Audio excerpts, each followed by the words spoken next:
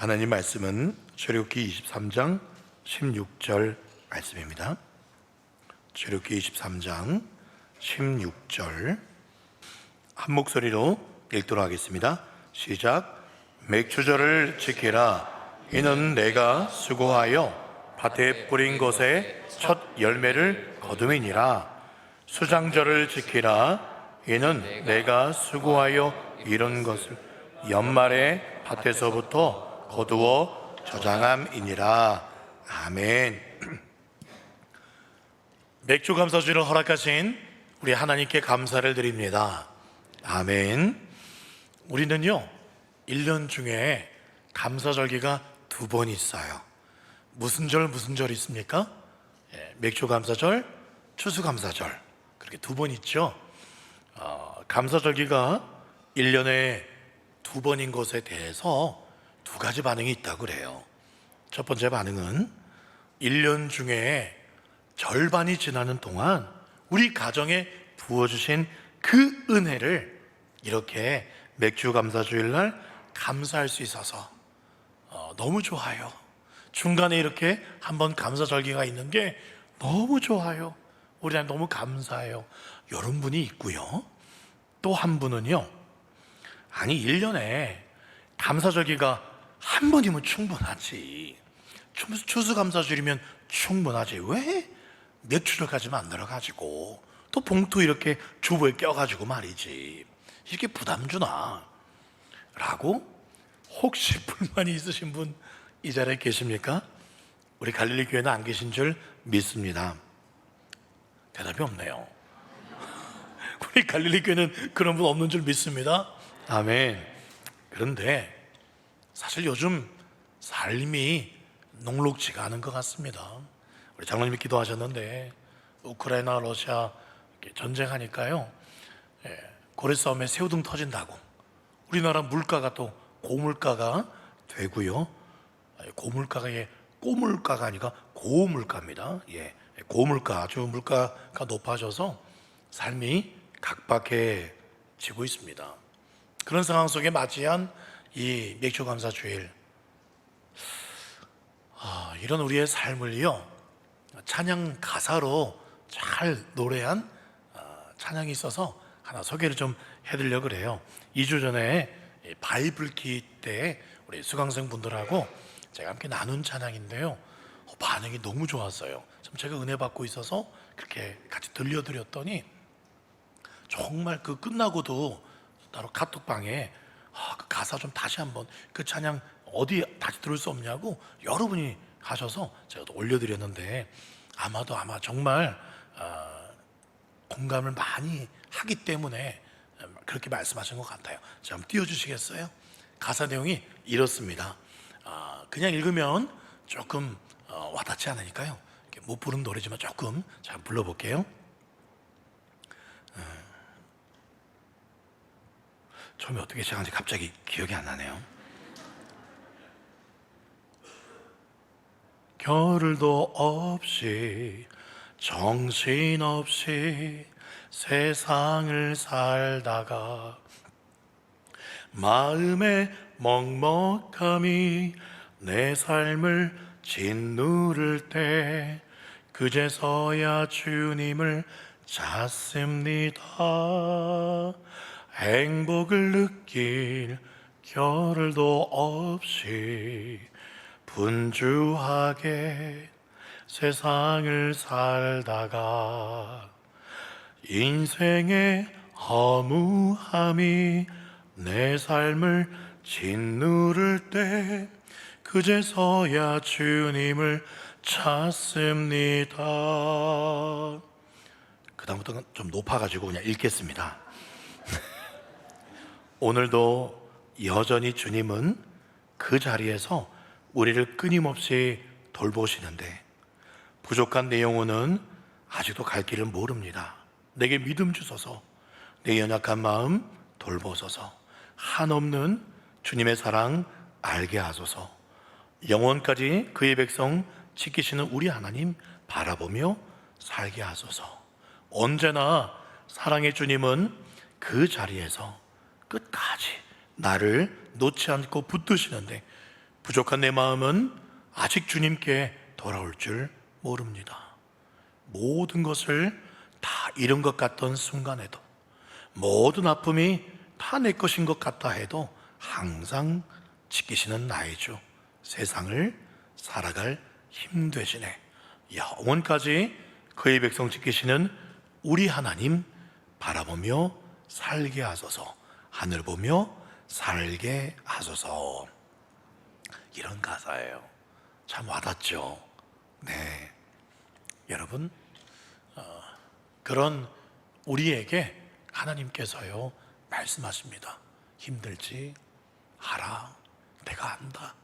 그러면서 오히려 뭘 하시냐면, 그런데 너희들 힘들면 힘들수록 반드시 이 세 가지는 지켜야 돼 라고 하시면서 주신 게 뭐냐면 절기예요. 절기. 어떤 절기가 있냐면 반드시 지켜야 될 세 가지 이스라엘에게 주신 절기.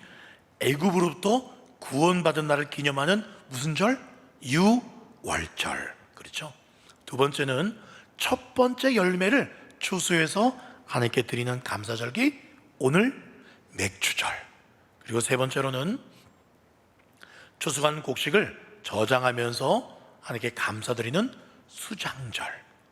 또 초막절이라고 하기도 할 수 있는데요, 이 세 가지 절기는 반드시 너희 대대로 기념하여 지켜라 라고 말씀을 하셨어요. 유월절 또 다른 말로 무교병, 누룩 없는 무교병을 먹는다고 해서 무교절이라고 부르기도 해요. 유월절, 무교절을 지켜야 되고, 두 번째 맥주절, 세 번째 수장절. 그런데요, 이 세 절기 중에 그 의미를 조금만 깊이 보면 이해하기가 힘든, 이 절기에 이런 뜻이 있었단 말이야? 부담스러운데? 라는 절기가 있어요. 어떤 절기일까요? 오늘 맥주절입니다. 맥주절의 배경에 대해서 좀 말씀을 드리겠습니다. 이 맥주절에서는 출애굽기에서도 말씀하시고요, 레위기에서도 말씀하고 있고, 신명기에도 이 맥주절을 꼭 지켜야 된다라고 말씀을 하고 있습니다. 그러면서 배경이 뭡니까? 이 출애굽기, 레위기, 신명기 어디서 주어진 말씀들이죠? 다 광야에서 이들이 받았던 말씀들입니다. 왜 광야로 나갔습니까? 애굽의 통치하에 있다가, 지배하에 있다가 출애굽해가지고 40년간 광야를 지나는 동안에 이 말씀을 주셨어요. 얼마나 힘들었겠어요. 40년. 말이 40년이지. 그래도 거기는 매일마다 공짜로 만나가 떨어지고 필요하면 바위에서 물도 나오고, 공짜잖아요. 여러분 한번 해보시겠습니까? 아무리 공짜지만 40년 동안 매일같이 만나, 잠깐 매출하기도 내렸지만, 여러분 그것만 드실 수 있겠어요? 그런데 드디어 가나안 땅에 들어왔어요. 가나안 땅에 들어와서는 농사를 지었습니다. 그 가나안 땅에 들어오자마자 뭐가 그쳤다고요? 만나가 그쳤어요. 농사를 지을 수 있으니까. 정확하세요. 농사를 지었어요. 여기 지금 맥주절이라고 하는데, 정확히 말하면 이스라엘의 첫 번째 농사에 거둬들이는 것은 보리가 아닙니다. 밀이에요. 밀. 그런데 여러분, 밀을 한자로 뭐라 하는지 아세요? 소맥이라 그래요. 그리고 보리는 대맥이라 그러죠. 밀도 보리처럼 그 생김새가 정말 분간하기 힘들 정도로 일종의 보리처럼 생겼어요. 그래서 밀도 소맥이라고 하죠. 여튼 이 맥주절, 첫 번째 곡식을, 밀을 수확해서 먹으려고 하는데, 만나만 40년 내내 먹다가 밀이란 걸 수확해서 먹는데, 그 신비로운 첫 번째 맛, 밀이 맛있든 맛없든 간에 다른 거잖아요. 색다른 거잖아요. 얼마나 먹고 싶었겠어요. 그렇죠? 이제 추수하면서 나달 떨어진 거 몇 개 한번 입에 한번 털어보고 싶지 않았겠어요? 얼마나 먹고 싶었겠어요. 다 모여, 드디어 우리 새로운 거 먹는다 하고 요리해서 먹을 수 있잖아요. 근데 오늘 뭐라고 그러냐면, 하나님께서 그거 첫 열매 먹지 마. 그거 내 거야 라고 말씀하세요. 레위기 말씀 보면 23장 10절에 이렇게 말씀합니다. 레위기 23장 10절, 곡물의 첫 이삭 한 단을 제사장으로 가져갈 것이요. 그리고 14절에 너희는 너희 하나님께 예물을 가져오는 그날까지 떡이든지 볶은 곡식이든지 생이삭이든지 먹지 마라고 말씀하세요. 먼저 하나님께 드린 다음에, 제사 드린 다음에, 그 다음에 하나님께서 연락하시면 그 다음에 너희들 먹어라는 거예요. 하나님 너무하신 거 아닙니까? 아니 좀 맛 좀 볼 수 있잖아요. 그 거두 드린다고 수고했는데 나달 몇 개 한번 입에 좀 털어놓고 싶고 말이죠. 씹어 먹고 싶고, 제사장한테 가려면 또 줄 서야 되고 그 또 기다려야 되고 그렇잖아요. 하나님 왜 그러셨을까요? 왜 내게 먼저 주지 않으면 먹지 마, 왜 그랬을까요? 약 올리려고 그러셨을까요? 아니죠. 너희들 가나안 땅에 들어와서 첫 곡식, 그걸 수확한 후에 그 첫 시작을 뭐부터 하라? 감사부터 하라. 감사부터 하라는 거예요. 나중에 너희들이 먹고 난 다음에 그거 이제 익사학 좀 힘 좀 내고요 하나님, 그 다음에 좋은 거 골라가지고 두 번째 세 번째 갖다 드릴게요, 그러는 게 아니에요. 먹기 전에 시작부터 감사드리고 그 다음에 먹으라는 거예요. 하나님이 정말 원하시는 게 뭘까요? 너희들 먹고 싶지, 나부터 먹는다, 그러려고 그러신 거예요 하나님이? 아니에요. 하나님 뭐가 필요하시겠어요? 하나님 밀 창조하신 분이세요. 그 맛을 모르시겠어요? 하나님은 우리에게 원하는 게 뭐냐? 하나님의 은혜로 너희들이 이게 곡식을 거둬들였다. 너희들이 출애굽을 했고 가나안 땅에 들어왔고 지금 이렇게 곡식 거둘 때까지 너희들 햇볕, 비, 그리고 너희들 안전하게 보호해 준 거, 너희들이 은혜로 여기까지 왔다는 걸 잊어버리지 말라는 거예요. 그걸 잊어버리지 않게끔 주신 방법이 뭐냐? 첫 열매를 먼저 하나님께 드려라. 그러면서 그래, 하나님이 우리에게 이런 은혜를 주셔서 이 곡식을 거둬들일 수 있었지, 이걸 하나님께서 훈련시킨 거예요.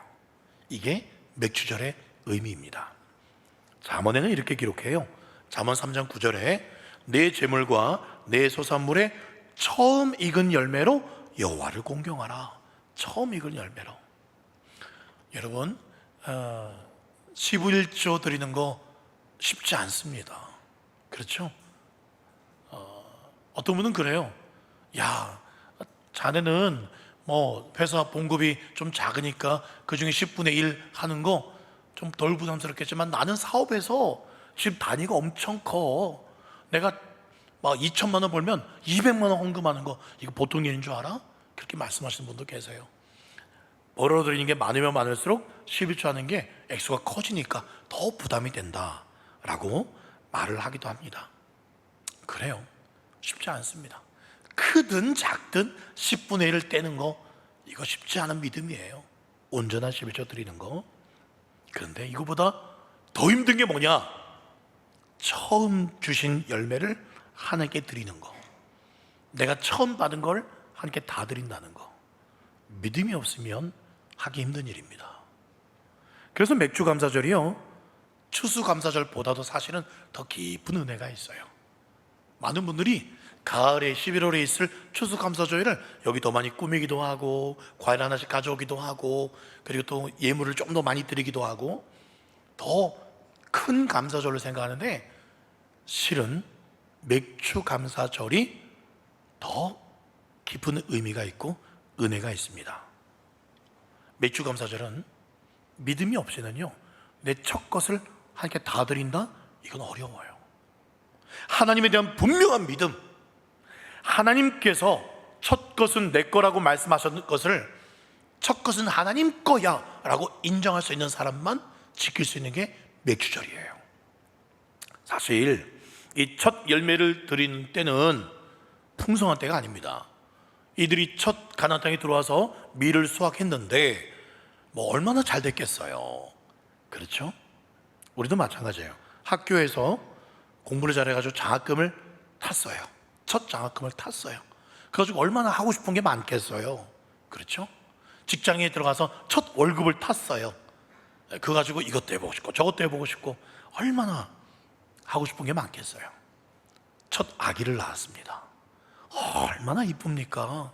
근데 이 모든 걸 하나님 거라고 인정하라는 거예요? 결코 쉽지 않습니다. 쉽지 않은데요, 더 힘든 걸 해낸 분이 계세요. 바로 믿음의 조상 아브라함. 100세에 낳은 아들입니다. 첫 아들이에요. 목사님, 첫 아들은 이스마엘 아닙니까? 예, 이스마엘은 언약의 자녀가 아닙니다. 하나님께서 약속하신 언약의 자녀 이삭, 그걸 100세에 낳았습니다. 첫 아들이에요. 그걸 어떻게 했습니까? 하나님이 첫 것은 내 거야. 알겠습니다 하나님. 바로 드렸어요. 첫 것을 아까워하지 않고 이삭 전부를 드렸습니다. 그때 하나님께서 뭐라 그랬습니까? 드디어 이제 네가 나를 진짜 경외하는 줄을 알겠다. 하나님 무슨 아브라함 보고 장난치고 싶겠어요? 이삭 제물로 받고 싶었겠어요? 인신제사, 하나님 제일 싫어하는 게 인신제사인데 그걸 받고 싶으셨겠어요? 하나님은 정말 아브라함, 네가 나를 인정하느냐? 이삭을 주신 분이 하나님인가를 네가 인정하느냐? 네가 그 무엇보다도 나를 경외하느냐? 그거 하나 보고 싶었던 거죠. 그래서 맥주 감사절은요, 믿음의 감사절입니다. 진정으로 하나님을 경외하는 자만이 드릴 수 있는, 하나님 모든 걸 주셨기 때문에 첫 것은 당연히 하나님 겁니다. 모든 것도 하나님 것입니다 라고 고백할 수 있는 분이 지킬 수 있는 절기가 맥주 감사절이란 그런 의미예요. 그런 사람에게 어떤 은혜가 있다? 잠언의 3장 9절 다시 한번 보면, 내 재물과 내 소산물에 처음 익은 열매로 여호와를 공경하면, 잠언 3장 10절에 그리하면 내 창고가 가득히 차고 내 포도즙 틀에 새 포도즙이 넘치리라. 여러분, 9절 말씀, 처음 익은 열매로 여호와를 공경하는 거, 이게 무슨 절기입니까? 이게 맥주절이죠. 그럼 10절에 창고가 가득히 차고 포도즙들에 새 포도즙이 넘치는 거는 무슨 절기입니까? 수장절, 지금으로 말하면 추수감사절. 예, 그러니까요, 이 맥주절 때 첫 것을 온전히 하나님께 드린 사람은 나중에 추수감사절 날 그 창고가 차고 넘치게 해주겠다는 거예요.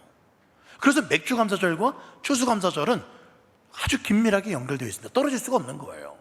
하나님께 맥주절날 어떻게 감사를 했느냐? 제가 지금 드리는 말씀은 감사가 감사 봉투를 얼마 두껍게 했냐 그런 의미가 아니에요. 그럼 돈 두껍게 한 사람은 돈 많은 사람이 제일 감사를 드리는 겁니까? 아니에요. 온 마음을 다해서, 중심을 다해서 하나님께 진정 맥주절날 감사드린 사람이, 그 하나님의 은혜를 감사할 줄 아는 사람이 추수감사절날 11월에 하나님께서 감사할 제목을 더 많이 주신다, 그런 의미입니다. 여러분 믿습니까? 또 맥주절이 중요한 이유가 있어요. 맥주절은 첫 열매를 드리는 날이라 그랬는데, 그렇죠, 1년에 2번 있는 감사절 중에 첫 번째 감사절이에요. 첫 열매를 드리는 감사절입니다. 근데 첫 열매하면 여러분 기억하셔야 돼요. 누가 떠오릅니까? 첫 열매 되신 예수 그리스도. 맥주절은 예수님을 떠올리게 됩니다. 고린도전서 15장 20절, 그러나 이제 그리스도께서 죽은 자 가운데서 다시 살아나사 잠자는 자들의 첫 열매가 되셨도다. 23절, 그러나 각각 자기 차례대로 드리니 먼저는 첫 열매인 그리스도요, 다음에는 그가 강림하실 때 그리스도에게 속한 자요. 예수님이 부활의 첫 열매인데 그게 중요한 이유가 있어요. 왜 중요합니까? 예수님이 첫 번째 열매고 두 번째, 세 번째 열매도 있다는 뜻이잖아요. 두 번째, 세 번째 열매가 누구라고요? 우리라고요. 그래서 예수님의 그 첫 부활 때문에 우리 모두도 이 부활의 복을 받게 되었다. 이 첫 열매가 얼마나 중요한 의미가 있냐는 거죠. 이 첫 열매를 말씀하고 있는 이 맥주절, 그렇기 때문에요, 부활의 첫 열매 되시는 예수님께서 이 맥주절의 주인공이십니다. 믿습니까? 아멘. 그렇기 때문에 우리가 이 맥주절에 첫 열매를 드릴 때마다 부활하신 첫 열매 되신 그 예수님의 그 부활의 능력이 이 맥주절 가운데 우리에게 임할 수 있다는 뜻입니다. 왜요? 맥주절의 주인공은 예수님이기 때문에, 예수님 부활의 첫 열매 되시기 때문에 맥주절날 진정한 감사를 드리는 사람은 예수님의 그 부활의 능력이 우리에게 임하게 될 줄 믿습니다. 믿으셔야 됩니다. 이 감사를 놓치셔도 안 돼요. 예수님의 부활의 능력과 연결이 되어 있기 때문에 그렇습니다. 또 있어요. 이 맥주절이 굉장한 의미가 있습니다. 로마서 8장 23절에 보시면 성령의 처음 익은 열매를 받은 우리라고 말씀하고 있죠. 성령님이 나오십니다. 이 맥주절은요, 부활의 첫 열매 되시는 그 예수님의 부활의 능력뿐만 아니라 23절 다시 한번 띄워주시겠어요? 네, 8장 23절. 성령의 처음 익은 열매, 즉 성령의 선물들, 성령의 은사들 또한 우리에게 임한다는 거예요. 언제요? 성령이 언제 임하셨는데요? 오순절날. 근데 오순절이 언제인지 아세요? 오순절의 다른 이름이 뭔지 아세요? 맥주절입니다. 맥주절, 오순절, 칠칠절 다 같은 뜻이에요. 같은 날이에요. 이런 맥주절이에요. 예수님의 그 부활을 의미하고 성령의 임하심을 의미하는 이 맥주절, 여러분 어떤 첫 열매를 드리시겠습니까? 극동방송을 제가 한번 들은 적이 있는데요, 이런 방송에 나왔어요. 이게 오래전 이야기였어요. 참 흥미로웠습니다. 차에서 들었는데 어떤 목사님 두 분이 나오셨고요, 패널로. 그리고 청취자의 사연을 듣는 그런 시간이었습니다. 청취자가 저 노래에 썼는지 문자를 썼는지는 정확히 기억이 나지 않습니다만 내용은 이거였어요. 그 목사님 패널들에게 11조를 어떻게 드려야 합니까? 어떤 게 온전한 11조입니까? 라는 내용인데, 이분이 회사를 다녔나 봐요. 회사에서 이렇게 봉급이 나오면 거기 세금 떼기 전에 봉급에서 11조를 드려야 됩니까? 아니면 세금을 뗄 거 다 떼고 내게 떨어지는 순수익에서 11조를 해야 됩니까? 라는 그런 질문이었습니다. 여러분 어떻게 생각하세요? 세금 떼기 전에 그냥 회사에서 받은 그 중에 10분의 1을 하는 게 온전한 11조일까요? 아니면 그래도 세금은 내 게 아니니까 뗄 건 다 나라에 주고 내게 떨어지는 순수한 것만 그 중에 10분의 1을 드려야 되는 거 아닌가? 1번 세금 포함해서, 2번 순수익만. 자, 1번 손들어 보시겠어요? 2번 손들어 보시겠어요? 네, 아유 감사해요. 제가 일부 예배 때는 손들어 하는 건 안 했는데 갑자기 한번 감동이 와서 손들어 했는데 정말 이렇게 감사 순종해주셔서 감사합니다. 네, 의견이 반반 나뉘었어요. 1번이 3명이었고요 2번이 2명이었어요. 2-3명. 예. 거의 다 손 안 드셨는데. 네. 자, 그 극동방에서 뭘 했을까요? 네. 극동방에서 뭐라 그러냐면 제가 기억이 안 나요. 그건 뭐냐면 명확한 결론을 안 내렸다는 거예요. 흐지부지 무슨 말했던 것 같아요. 예. 아마 그때 대충 내용은 그냥 믿음대로 하세요, 그런 내용이었던 것 같아요. 믿음대로. 그래요, 믿음대로입니다. 믿음대로. 10분의 1? 아유, 세금 포함해서 10분의 1? 그것만 드리는 사람이 있는 줄 아십니까? 10분의 2, 10분의 5 그렇게 드는 사람도 있어요. 그런데 세금이 붙어있고 안 붙어있고 그것도 물론 그분에게는, 청취자에게는 아주 심각한, 더 잘 드리고 싶은데 고민되긴 하겠지만 그게 무슨 그렇게 큰 고민될 일입니까? 믿음대로 감사한 대로 드리면 되죠. 여러분 사랑하는 아내에게 또는 남편에게, 자녀에게 생일날 선물 어디까지 해야 됩니까? 5만 원 줘야 됩니까? 10만 원 줘야 돼요? 아유, 아내 생일이면 명품 백 정도 하나 줘야 됩니까? 정답은 얼만큼 줘야 됩니까? 얼만큼? 사랑하는 만큼. 그렇죠, 사랑하는 만큼. 그게 어느 정도인가요? 사랑하는 만큼이 어느 정도인가요? 예, 그래요. 사랑하는 만큼. 우리 하나님 뭘 원하실까요? 너희 한번 해봐라. 이번에 한번 이거 두꺼운데, 그런 걸 하나님 원하실까요? 하나님 분명히 이렇게 말씀하고 있어요. 신명기 16장 10절. 내 하나님 여호와 앞에 7절을 지키되, 7절이 맥주절입니다. 내 하나님 여호와께서 너에게 복을 주신 대로 내 힘을 헤아려 자원한 예물을 드리고 내 힘에 닿는 데까지 자원하는, 네 기뻐하는 만큼 드리라는 거예요. 그리고 12절, 이게 더 중요해요. 신명기 16장 12절. 너는 애굽에서 종되었던 것을 기억하고 이 규례를 지켜 행할지니라. 이게 하나님 하고 싶었던 말씀입니다. 뭐냐면 이 맥주절을 지키는데 기억하라는 거예요. 정말 하고 싶은 말은 네가 애굽에서 종되었던 거 그거 기억하고 감사하라는 거예요. 이 맥주절 감사절에 하나님께서 원하시는 것은 단순한 어떤 첫 열매가 아니라 너희가 어떤 존재였는가. 너희가 애굽의 종이었고 우리는 뭐였습니까? 마귀의 종, 죄의 종이었잖아요. 그런 너희를 어떻게 구원했는가? 그거 하나 기억해 주면 좋겠다. 그리고 진짜 그 너희를 구원해 준 그 은혜에 정말 감사하면 좋겠다. 그거 하나예요. 여러분, 모태신앙의 문제 중 가장 심각한 게 하나님의 그 사랑을 당연하게 생각한다는 거예요. 저도 모태신앙이었죠. 또 오래 신앙하신 분들 중에는 당연히 하나님 나를 구원해 주시지, 뭐 예수님 나를 위해서 오셨지, 늘 앵무새처럼 어렸을 때 반복하다 보니까 그게 당연한 거예요. 근데 이게 큰 문제입니다. 구원에 대한 감동이 없어요. 감격이 없고 감사가 없어요. 한번 잘 생각해 보세요, 여러분. 우리 주위에 예수 믿지 않는 사람 얼마나 많습니까? 그런데 하나님은요, 우리를 그냥 지나치지 않으셨어요. 우리를 콕 집어서 너는 내 거야, 우리를 지명하여 불러주셨습니다. 전도받게 하셨어요. 또 믿음 주셨고 구원받게 하셨습니다. 하나님께서 그냥 나를 비켜가지 않으시고 나를 택하시고 여기까지 은혜를 주셨고, 맥주 감사 주일날 나와서 예배 드릴 수 있는 은혜 주셨어요. 만약에요, 누군가가요 여러분에게 저기 서울 강남에 아파트를 하나 선물해 준다고 생각해 봐요. 또는 우리 자녀가 지금 서울에 일하러 갔는데 방 하나 구하기가 너무너무 힘들다는 이야기 들었어요. 그래서 저기 경기도 멀리서 좀 싼 집에서 서울까지 이렇게 출퇴근한 사람이 엄청 많아요. 근데 불쌍히 여겨서 어떤 독지가가 아이고 자네 아들 힘들다며 그 강남에 좀 살만한 한 30평 한 10억 하나요? 10억 넘죠. 그래, 내가 10억 주고 집 하나 줄 테니까 자네 아들 그 집에서 이렇게 편하게 회사 가까이 출근토록 하게나. 그러면 그 아파트를 받은 그 아들과 또 그 친구는 평생 감사하지 않겠습니까? 그렇죠. 10억이란 돈, 강남의 아파트라니 얼마나 감사하겠어요. 여러분, 한번 비교해 볼까요? 그러면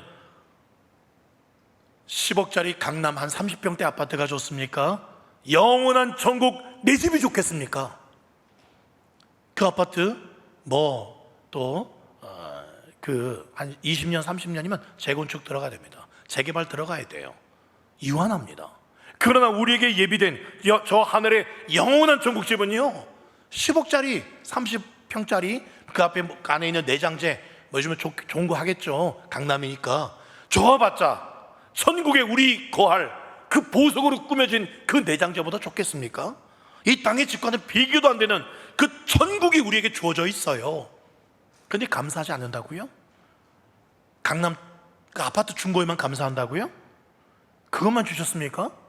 천국 우리 예비된 집만 있습니까? 아니잖아요. 그 천국의 주인 되신 그 예수님이 우리 안에 들어오셨습니다. 이 말은 뭡니까? 천국 대신 예수님이 우리 안에 들어왔던 것은 이미 우리 안에 천국이 이루어졌어요. 천국이 내 안에 들어왔습니다.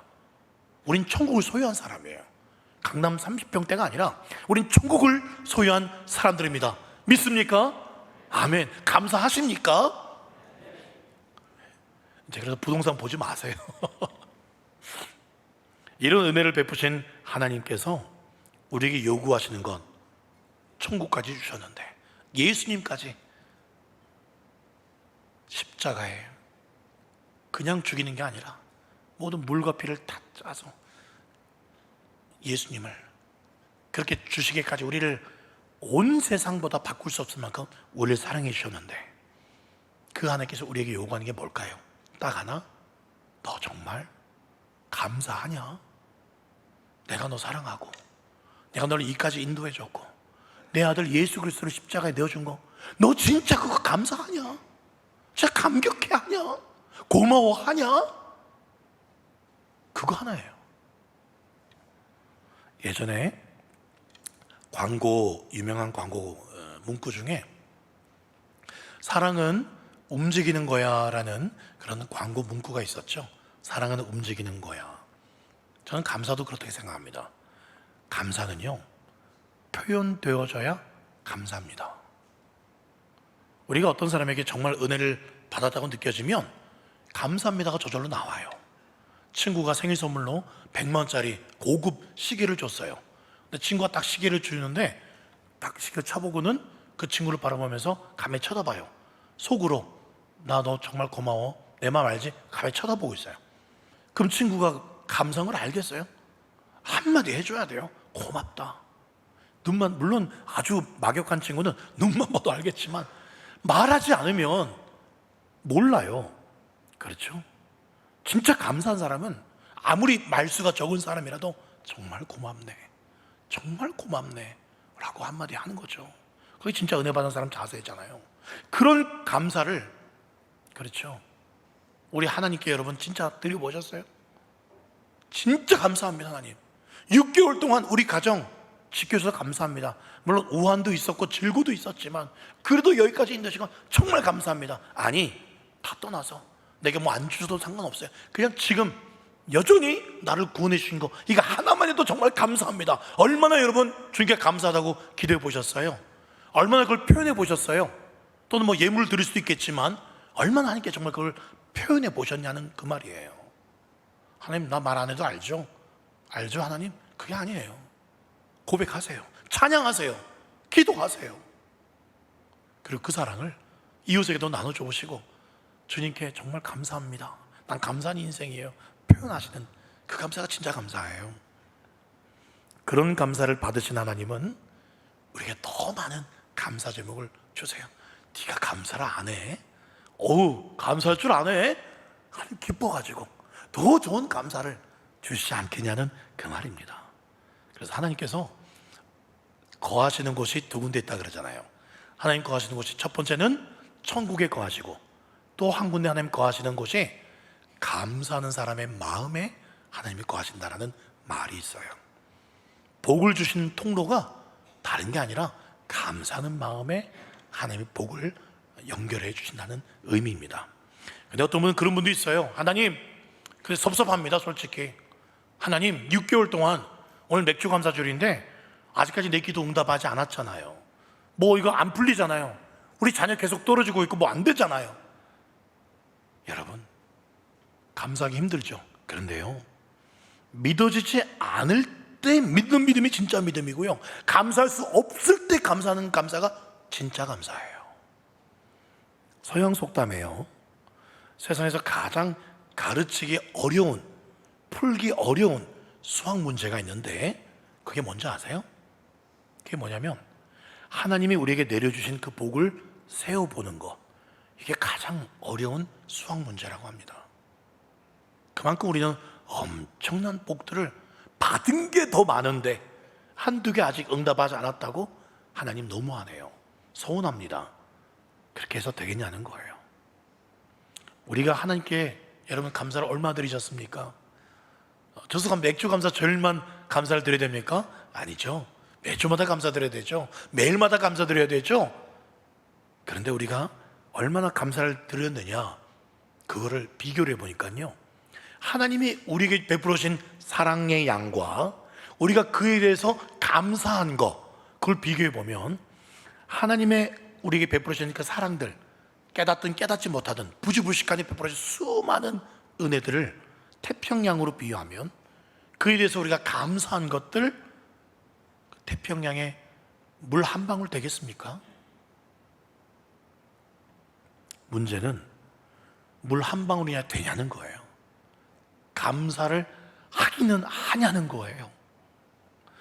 제가 설교 준비하다가 유튜브에서 월드비전이라는 광고를 하나 보게 되었어요. 어려운 사람들 또는 아프리카나 그런 사람 돕는 그런 단체잖아요. 근데 처음 보는 광고였어요.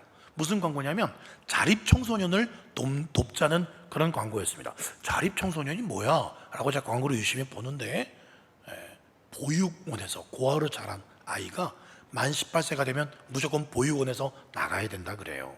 네. 그래서 그 한 명 한 명 인터뷰를 하더라고요. 어떤 아이는 아직 고등학교를 다니는 애도 있었고, 어떤 아이는 학교는 안 다니고 그냥 아르바이트 하는 아이도 있었고, 여러 명의 아이들이 있었는데 인터뷰를 하는데, 그래서 씩씩하게 잘 살아왔는데 막상 세상에 나가려고 하니까 어디로 가야 될지, 뭘 해야 될지, 누가 나의 편이 되어줘야 될지 두렵습니다 하면서 좀 다 울더라고요. 청소년들이 앞으로 세상에서 어떻게 살아가야 될지 저는 두렵습니다. 그렇게 눈물 짓는 청소년들 보면서 너무 가슴이 아팠어요. 내가 만약에 쟤들의 입장이었다면, 내가 부모 없이 컸더라면, 만약에 내 아들내미가, 내 딸내미가 저 아이들 저렇게 교복 입고 눈물 짓고 있다면 내 가슴이 얼마나 찢어졌을까, 그런 생각을 해봤어요. 그렇게 눈물 짓는 아이들에게 제가 영상으로 봤지만 이렇게 말해주고 싶었어요. 너희들, 우리 예수님이 계셔. 너희 부모님은 너희들을 버렸을지라도, 어떤 사정이 있는지 모르겠지만, 그러나 하늘 아버지는 너희와 함께 하셔. 너희들 어디로 가든지 함께 하실 거야. 함께 하실 거야. 제가 그렇게 말해주고 싶었어요. 함께.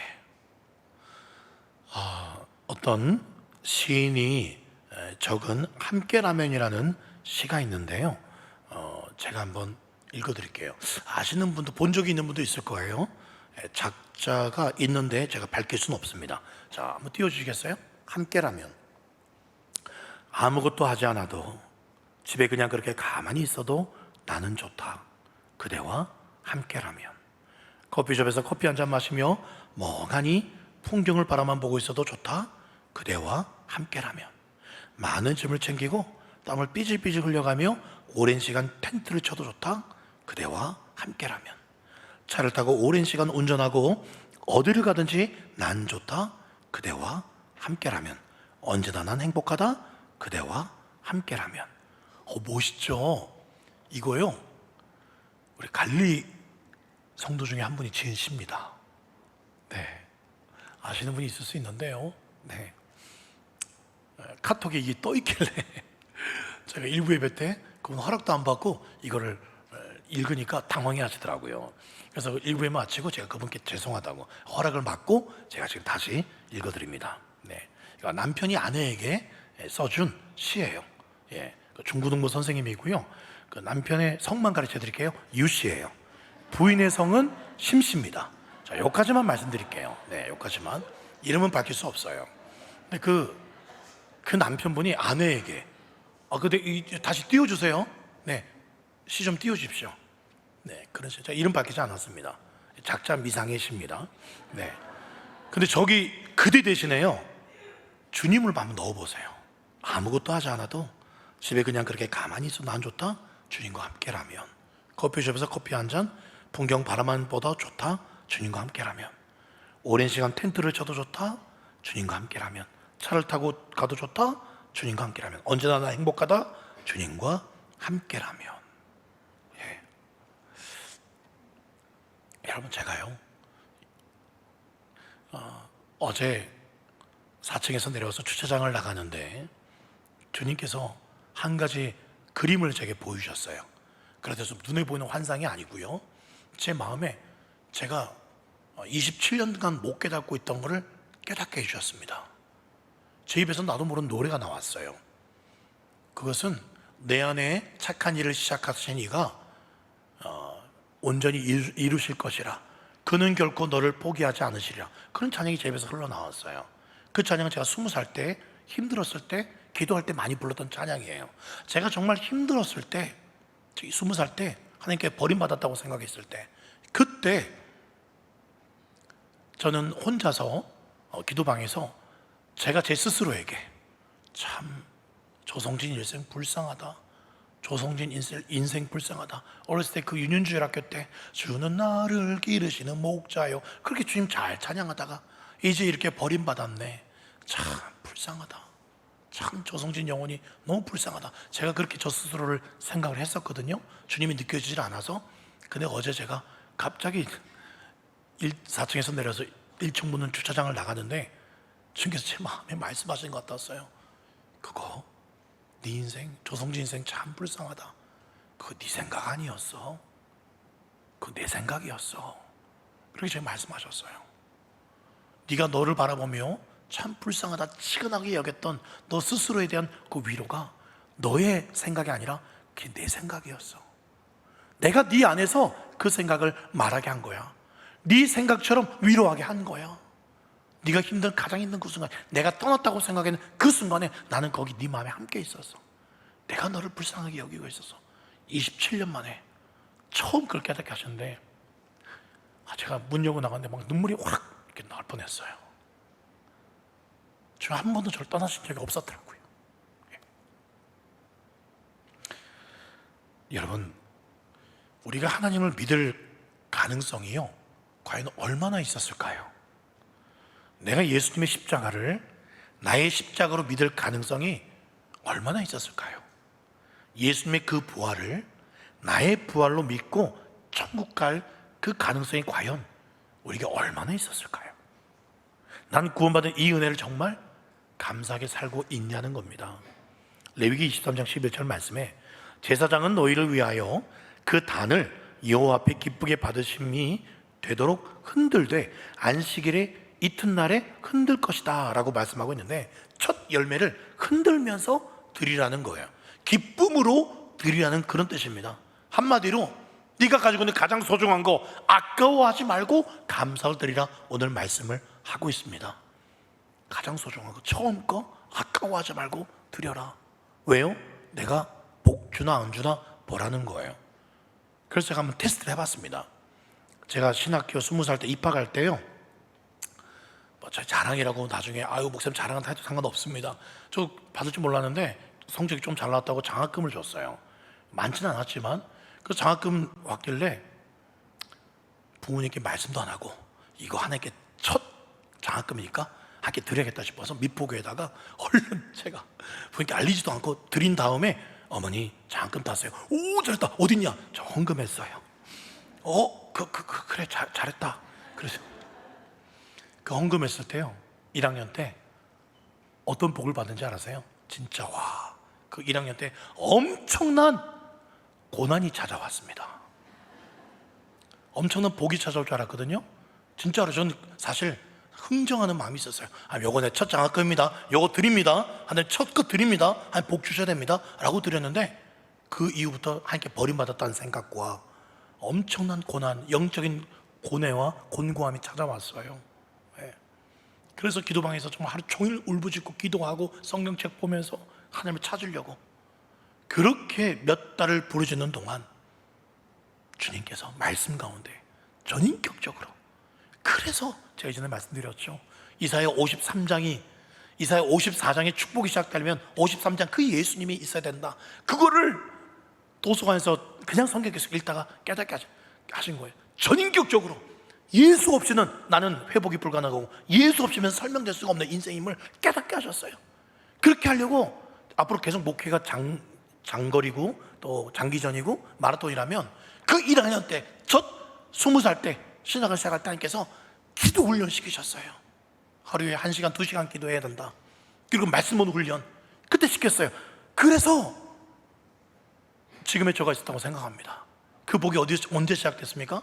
저는 첫 것을 장학금을 드렸을 때 그 복을 받았다고 생각합니다. 경주교회 때 부임했을 때 경주교회 전도사로 부임했어요. 첫 사례를 받았습니다. 또 처음 거니까 또 하나님 거지, 또 복 주실 거야 하고 아내에게 말하지 않고 하려다가 그래도 아내한테 말을 했어요. 이거 함께 드리고 싶다. 그래서 그때 미포교회 제 대학부 후배들이 단기 선교를 가는데 좀 재정이 좀 필요한 것 같았어요. 그래서 경주교회 받은 첫 사례를 미포교회 후배들 단기 선교에 제가 이렇게 무기명으로 그렇게 헌금을 했더랬어요. 그래서 제가 어떤 복을 받은지 아십니까? 평생 한번 만나볼 수 있을까 말까 한 정말 인격적이시고 성령의 사람이신 지난주에 오셨던 김경영 목사님 밑에서 14년 동안 정말 인격적인 목회, 제가 인격적이지는 않습니다만 그런 게 어떤 건가 볼 수 있었고, 그리고 성령의 권능, 그 예수 이름의 권세가 삶 가운데 풀어지는 것을 오랜 동안 수련받을 수 있는 복을 누렸어요. 1, 2년이 아니라 14년 동안. 그게 첫 사례를 하게 드려서 받은 복이 아닌가 그런 생각을 합니다. 그래서 그런 훈련 받아서 결국 어떻게 됐습니까? 이 갈릴리 교회 오게 된 거예요. 저는 그 첫 것을 함께 드렸을 때 주님께서 이런 복을 주셨다고 저는 믿습니다. 갈릴리 교회에 제가 10월 달에 작년에 부임하고 첫 사례를 받았습니다. 어떻게 했을까요? 어떻게 했을까요? 그때 좀 상황이 달랐어요. 이사를 오고 또 모든 걸 다 새로 짐을 가구도 모든 걸 다 바꾸다 보니까 교회에서도 누가 선물도 많이 주시고 했는데 그래도 뭐 하다 보니 이상하게 나갈 게 굉장히 많았어요. 뭐 가진 돈도 좀 있었는데 그걸 다 쓰고 이 사례도 좀 필요한 곳이 있었습니다. 애들도 학원도 보내야 되고 고민이 되었어요. 그래서 그걸 아내에게 상했다가는 안 될 것 같더라고요. 그래서 바로 들어오자마자 바로 다시 입금을 했어요. 이 교회 계좌로. 그래서 이제 드리고 나니까 아내가 며칠 지난 후에 이상해, 왜 사례가 왜 안 들어오냐고 저한테 그래요. 시간이 지나도 계속 제가 사례를 안 주니까 여보 도대체 사례가 언제 들어오냐고 저한테 묻더라고요. 그때마다 제가 조금만 더 기다려 봅시다. 조금만 더 기다려 봅시다. 제 계획은 두 번째 달이 될 때까지 끌었다가 두 번째 달에 사례 받으면 주려고. 근데 그때까지 너무 시간이 많이 남아가지고 안 되겠다 싶어서 결국 실토했어요. 사실은 내게 이런 감동이 있어서 당신한테 상의도 안 하고 그냥 헌금을 드렸다고. 그러니까 아내가 제가 사 기도했거든요. 하나님, 이거 사실 이거 지금 제가 처음 고백하는데 저희 어머니도 몰라요. 너 살이 언제 들어오냐? 어머니도 그러셨는데 지금 제가 첫 고백하는 거예요. 어머니도 지금 처음 하실 텐데. 그래서 제가 기도 많이 했어요. 주님, 이거 살이 들어오지 않아도 아내가 받지 못하고 어머니가 몰라도 아무 이렇게 넘어가게 해주십시오. 그렇게 기도를 했더니 아내가 그때 제가 실도를 한 날 아내가 그래요. 여보, 내가 어제 어느 분하고 통화를 했다는 거예요. 근데 그 사모님이었나 봐요. 그 사모님의 남편 목사님이 어느 교회를 부임했는데 가자마자 첫 사례를 드렸다고 그 사모님이 아내한테 그렇게 이야기를 해주는 거예요. 그래서 아내가 그렇게 말했대요. 야, 정말 그 목사님, 남편 목사님 너무 멋지다고, 정말 훌륭하다고.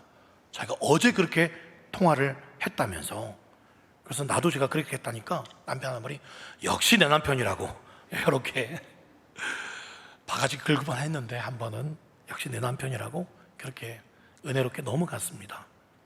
그래서 저기서 어떤 은혜를 주셨나 제가 한번 이 맥주 감사절을 지나면서 맞이하면서 생각해 봤더니 약 8개월 정도 지나면서 참 많은 은혜를 주셨다.